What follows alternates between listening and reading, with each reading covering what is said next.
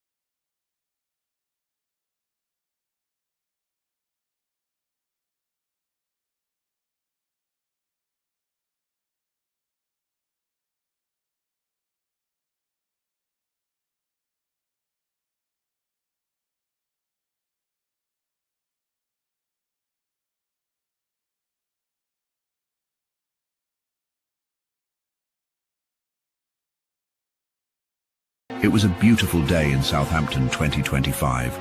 The sun was shining. A gentle breeze blew from the sea. People were out enjoying the day.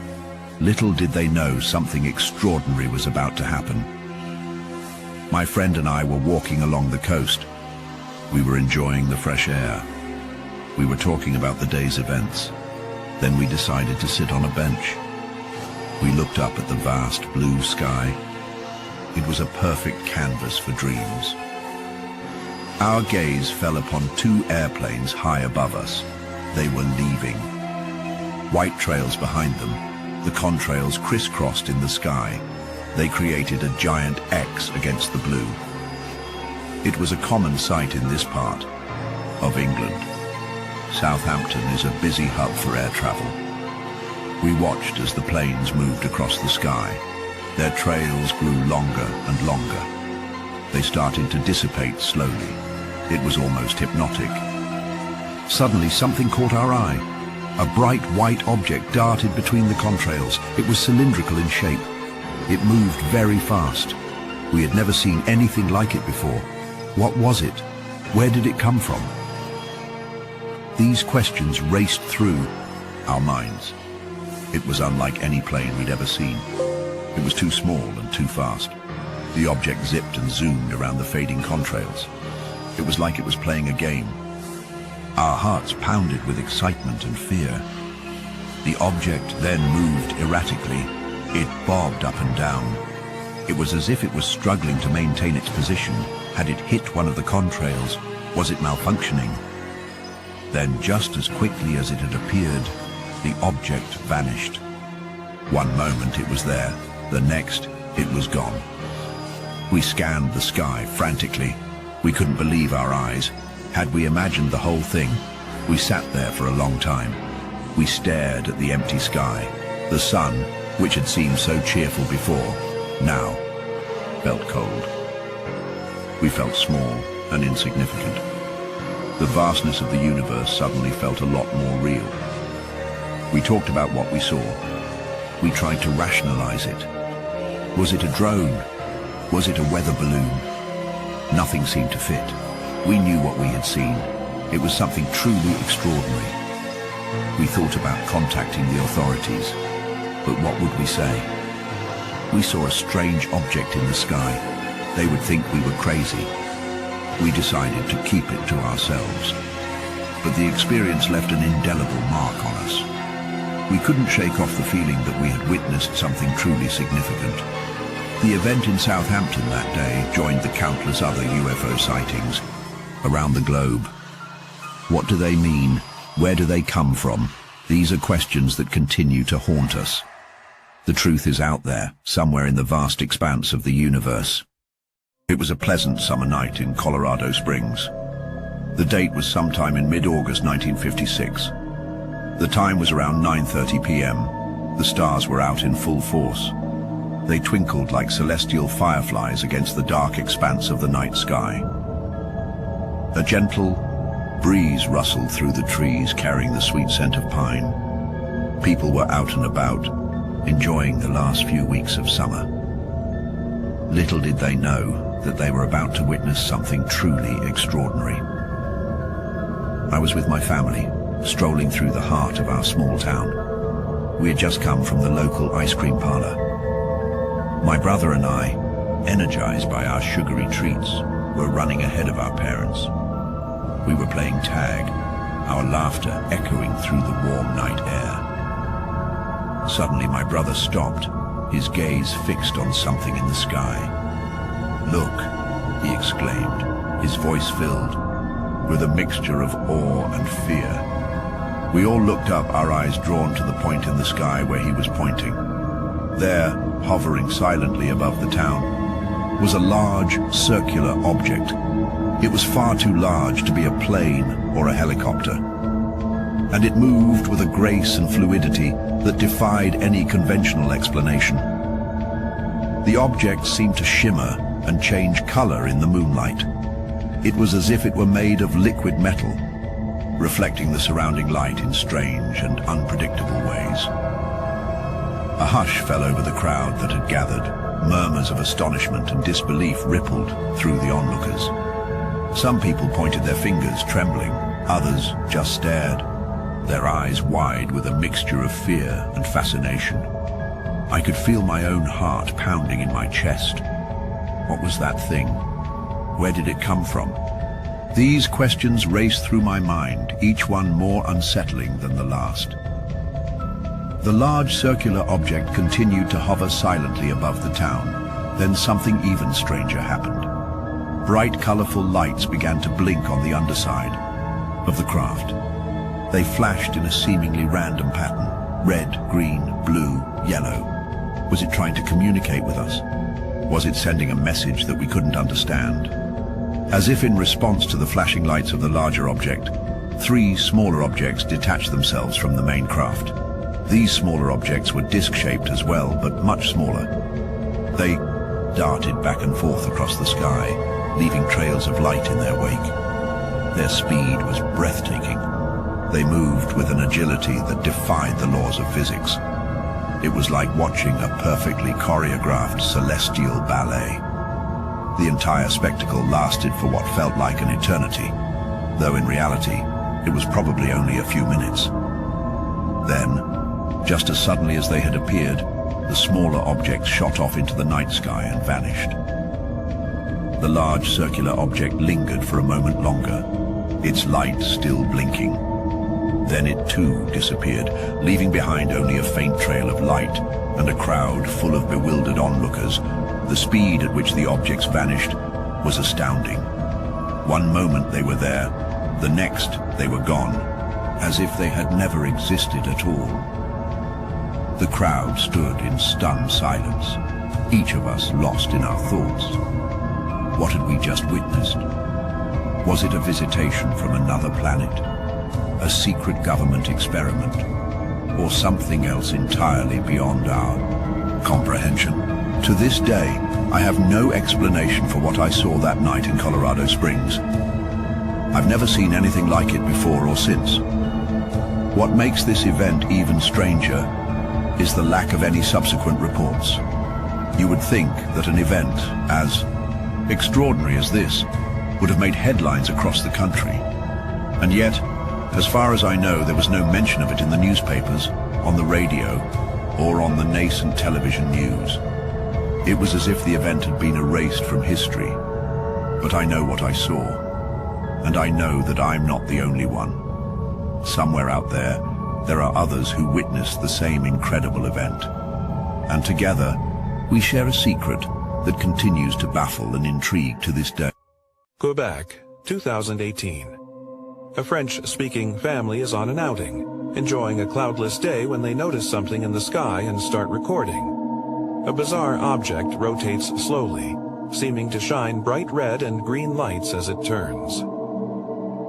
We push in and stabilize the image to get a better look. As the image comes into focus, you don't have to speak French to grasp the family's astonishment. C'est quoi? On voit.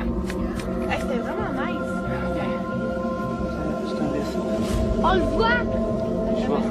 Oh, ça vient. When family grows increasingly certain, Babes spotted something extraordinary.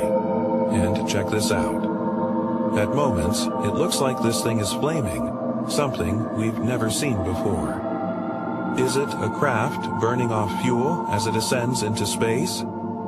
Journalist M.J. Banias, a Canadian himself, says his homeland does a thorough job of recording such incidents. Canada has a significant UFO history. We're one of the few countries that actually logs and collects UFO data on a yearly basis and then publishes the results of those findings. There are more sightings of UFOs over Quebec than in any other Canadian province. Whatever this thing is, it's not making any noise, and it's not clear how it stays aloft. The object is quite curious to me because it seems to have no visible means of propulsion, maybe even exhibiting anti-gravity properties. It's sort of just suspended in air and for a period of time. So this very well could be something not of this world. As far as the video being something that was fake or hoaxed. I don't believe that that's the case. I think that this is an actual object, not anything weather related. Where there's no sun, it's dark under there, and where there is sun, it's bright. It kind of shows us that it's a 3D object being illuminated by. This object doesn't have propellers or produce exhaust, so our experts eliminate a drone or plane. And the sky is completely clear, so D'Antonio rules out a clap. And what looks like fire might not be flame, but really a glint of sunlight off a shiny surface, says aviation expert Tim McMillan. It's something that appears to have a very highly reflective surface. It's reflecting sunlight, very much like a mirror. And so all of that is very characteristic of a bright, shiny silver mylar party balloon. And at one point, you can almost make out a shape, maybe an H, or at some point it almost maybe looks like a horse. D'Antonio and McMillan think it's a balloon of some sort that's reflecting light so intensely. It looks like it's on fire, but neither can explain exactly why the reflected light is so red, why the colors sometimes shift, or even why it's that strange shape.